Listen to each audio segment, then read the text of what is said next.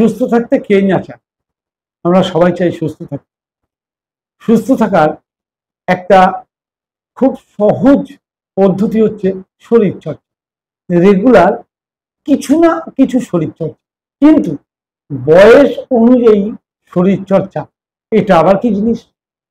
বৈদিক জ্ঞান ও আধুনিক বিজ্ঞানের এখানে কিন্তু একটা আশ্চর্য মিল খুঁজে পাবেন।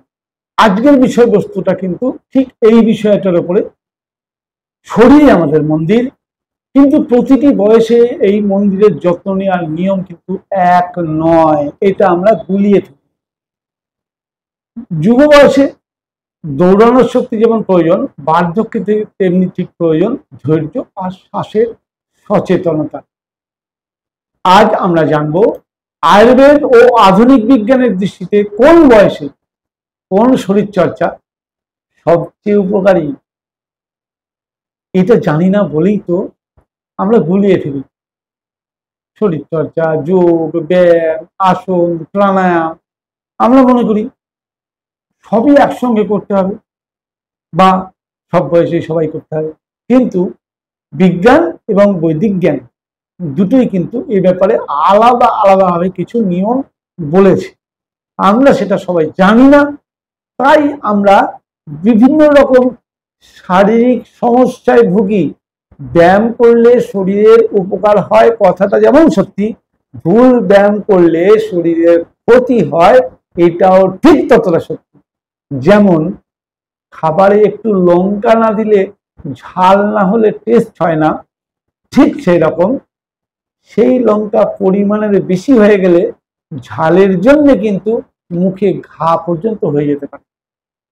অতএব সবসময় সবকিছুর একটা ব্যালেন্স এবং সঠিক জ্ঞান আমাদের থাকাটা কিন্তু খুব জরুরি, এটা কিন্তু বুঝে নিতে হবে। দেখুন, একটা বাচ্চা 5 থেকে 15 বছর বয়স পর্যন্ত বাচ্চার জন্য প্রথম ভাগ। 5 থেকে 15 বছর বয়স পর্যন্ত এটা হচ্ছে দেহ গঠনের সময়, বৃদ্ধিকাল। তাহলে বৃদ্ধিকালে মানে যে কোনো বাচ্চার জঠর অগ্নি প্রবল থাকে, অর্থাৎ শৈশবে শরীরের বৃদ্ধি দ্রুত হয়। এই বয়সের শিশুকে শরীর চর্চা শেখানো হচ্ছে খেলাধুলার মাধ্যমে সক্রিয় রাখাটা শ্রেষ্ঠ, এটা মাথায় রাখবেন। সবচেয়ে বড় যেটাকে যত বেশি খেলাধুলার মধ্যে রাখবেন, তাকে যোগ প্রাণায়াম কিচ্ছু দেখাতে হবে না। ঠিক বৈদিক জ্ঞানে কিন্তু এটা ছিল, বা আগেকার দিনে আপনার বা আমাদের বয়সে যারা ছোটবেলায় স্কুলে গেছেন তাদের মধ্যে কিন্তু শরীর শিক্ষা ক্লাস ছিল, সেখানে খেলাধুলাই হতো। এবার খেলা মানেই কিন্তু যোগ, এটা মাথায় রাখবেন। দৌড়, সাঁতার, লাফানো, সাইকেল চালানো সবই কিন্তু দেহের পেশি, হাড় ও মনোযোগ গড়ে তোলে। খেলতে খেলতে যোগ, যে বয়সে যেটা সেটা ভালো নয় কি? আধুনিক বিজ্ঞান কি বলছে ব্যাপারে? আধুনিক বিজ্ঞান বলছে 5 থেকে 15 বছর বয়স পর্যন্ত অ্যাক্টিভ বাচ্চারা পরবর্তীতে স্থূলতা, ডায়াবেটিস ও মানসিক চাপ থেকে দূরে থাকবে যদি তারা 5 থেকে 15 বছর বয়স পর্যন্ত প্রচুর পরিমাণে খেলাধুলা, দৌড় ঝাঁপ, সাঁতার এগুলো করে। আজকে ঘরে ঘরে যে রোগগুলো হচ্ছে সে রোগগুলো তাহলে বীজ পোঁতা হলো কিন্তু 5 থেকে 15-এর মধ্যে। আজকাল তো সব ইনডোর গেম, বাচ্চারা খাচ্ছে দাচ্ছে আর ঘরে বসে মোবাইল নিয়ে বসে আছে। পরিণতি ও রোগ আধুনিক বিজ্ঞান বলছে, বৈদিক জ্ঞান তো আগেই বলে গেছে। তাহলে এটা আমাদের জানার দরকার যে কেন সব বয়সে সবকিছু করার দরকার। এরপরে বলবো 16 থেকে 30 বছর বয়স পর্যন্ত যৌবন কাল। এটা হচ্ছে শক্তি ও সৃজনের সময়। বাগান তৈরি হয়ে গেছে, এবার বাগানকে ফলে ফুলে ভরাতে হবে আর সাজিয়ে গুছিয়ে রাখতে হবে। এই সময় শরীরের আগুন সবচেয়ে বেশি প্রবল থাকে, পিত্ত দোষ প্রধান হয় শরীর, তাই নিয়মিত ব্যায়াম যেমন শক্তি বাড়ায় তেমনি শরীরের ভারসাম্য রক্ষা করে, এটা মাথায় রাখবেন। বৈদিক দৃষ্টিতে সূর্য নমস্কারকে বলা হয় পূর্ণ যোগ। এতে শরীরের প্রতিটি জয়েন্ট সচল থাকে, মন সতেজ হয় আর প্রাণায়ামের কাছাকাছি কাজ। এর সঙ্গে যদি কেউ কপালভাতি, অনুলোম বিলোম এগুলো করতে পারে, তাহলে শরীর থেকে বিষাক্ত গ্যাস বের করে মনকে স্থির রাখতে সাহায্য করে প্রাণায়াম।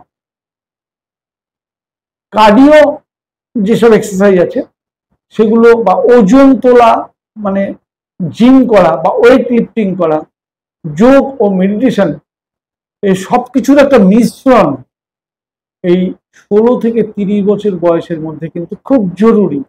কারণ এটাই সবচেয়ে ভাইটাল পিরিয়ড। আপনি বলপূর্বক শরীরচর্চাও করতে পারেন, আবার প্রাণায়ামেরও দরকার আছে। এবার আসি প্রাপ্তবয়স্ক, 30 থেকে 50 বছর। এবার কিন্তু ভারসাম্য রক্ষা করার সময়। আর কিন্তু নতুন কিছু না, হাইটে বাড়বেন না কিছু, কিন্তু আপনাকে ভারসাম্য রক্ষা করতে হবে। এই বয়সে শরীর ও মনের উপর চাপ বেশি পড়ে। আয়ুর্বেদ বলছে এই বয়সে কিন্তু বায়ু দোষ বাড়ে, অর্থাৎ বায়ু দোষ বাড়লেই আপনি মধ্য বয়সে পড়লেন, বায়ু দোষ বাড়লো, ফলে আপনার জয়েন্ট পেন মানে যে কোনো গিটে ব্যথা, ব্যথা জাতীয় বায়ু বিকার জাতীয় সমস্যাগুলো শরীরে বেশি আসতে শুরু করবে। তাই এই সময়টা শরীরের মনে শান্তি এবং শরীরের মনে নমনীয়তা ধরে রাখাটা খুব জরুরি। এই সময়ে আয়ুর্বেদের মতে বা আধুনিক বিজ্ঞানের মতে কতগুলো নিয়ম মানা উচিত। সেটা হচ্ছে ব্রিস্ক ওয়াক, অর্থাৎ সবচেয়ে ভালো হচ্ছে রেগুলার ওয়াকিং। হ্যাঁ, যদি ব্যাকওয়ার্ড ওয়াকিং অভ্যাস করতে পারেন আরো ভালো। আমার ব্যাকওয়ার্ড ওয়াকিং নিয়েও ভিডিও আছে, পারলে দেখে নেবেন। এই সময় কিন্তু প্রাণায়ামটা খুব গুরুত্বপূর্ণ হয়ে পড়ে, বিশেষত নারী শুদ্ধি, ভ্রান্তি, এই প্রাণায়ামগুলো, এগুলো কিন্তু আধুনিক বিজ্ঞান বলছে স্ট্রেস হরমোন যেমন কার্টিসল কমাতে ও যোগ প্রাণায়াম জন্য কিন্তু এর অসাধারণ সাহায্য করে। আপনার বয়সটা যদি থাকে 30 থেকে 50-এর মধ্যে, এই বয়সে কিন্তু এগুলো দরকার। এই বয়সে মাইন্ডফুল মুভমেন্ট, অর্থাৎ সচেতন ভাবে হাঁটা, হাঁটলেই হলো না, সচেতন ভাবে হাঁটা, হাঁটার জন্য হাঁটা,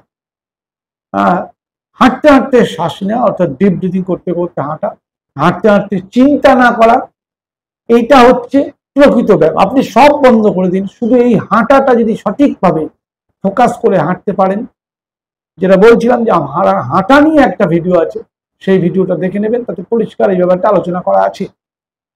এত কিছু করার হয়তো আমাদের সময় নেই, কিন্তু সকালে বা বিকেলে যদি আধ ঘন্টা আমরা হাঁটতে পারি, আধ ঘন্টা হাঁটলেই আমরা যোগ, প্রাণায়াম, শরীর চর্চা সমস্ত কিছু একসঙ্গে হাঁটার মাধ্যমে পেতে পারি। তবে হ্যাঁ, সেই হাঁটাতে কিন্তু হাঁটার মতো হাঁটা হতে হবে, এটা যেন মাথায় থাকে। এবার আসছি বার্ধক্য।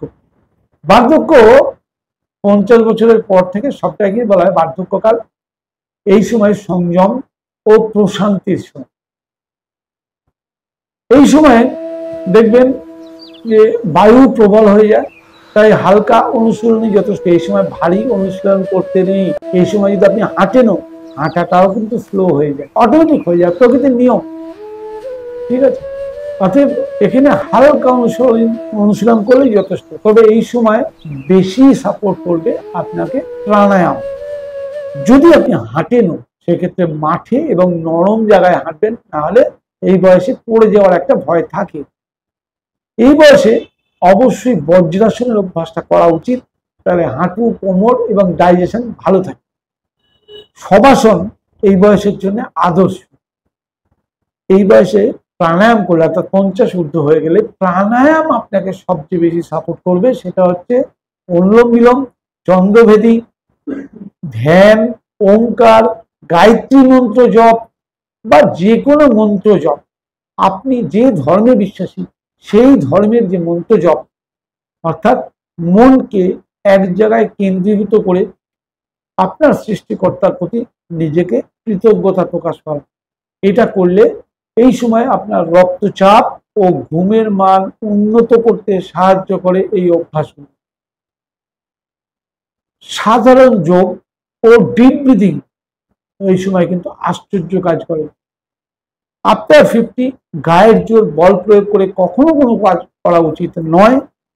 আমি টোটাল এই ব্যাপারটা কোনো জায়গায় কপালভাতির প্রয়োগ বলিনি, কারণ কপালভাতি বয়স্ক মানুষদের জন্য কিন্তু রিস্কি ব্যাপার কিছু না কিছু ক্ষেত্রে থেকেই যায়।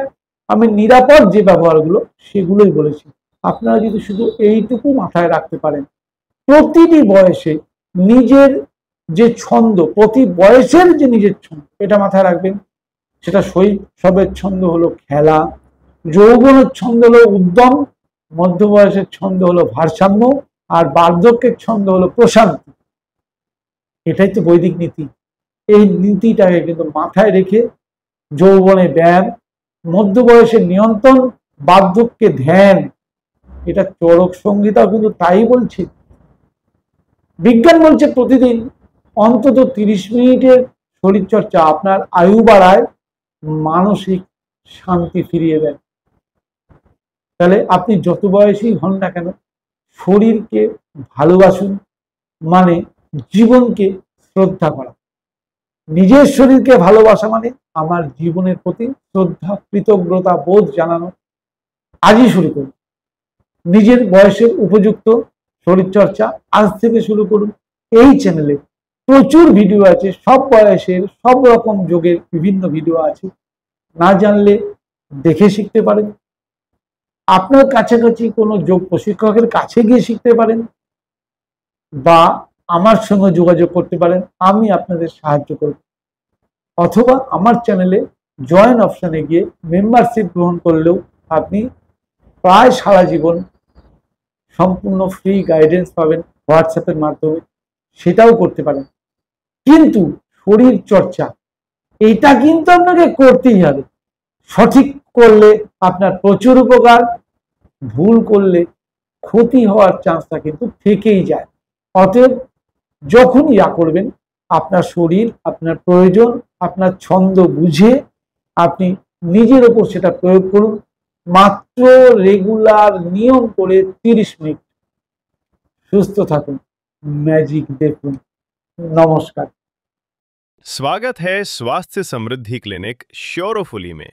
ये doctor BRC clinic at home द्वारा प्रमाणित आपका भरोसेमंद वेलनेस और प्राकृतिक चिकित्सा केंद्र है। स्वास्थ्य समृद्धि में विशेषज्ञ प्रशिक्षकों के साथ योग की शक्ति को जानिए, जो मन और शरीर का संतुलन बनाता है।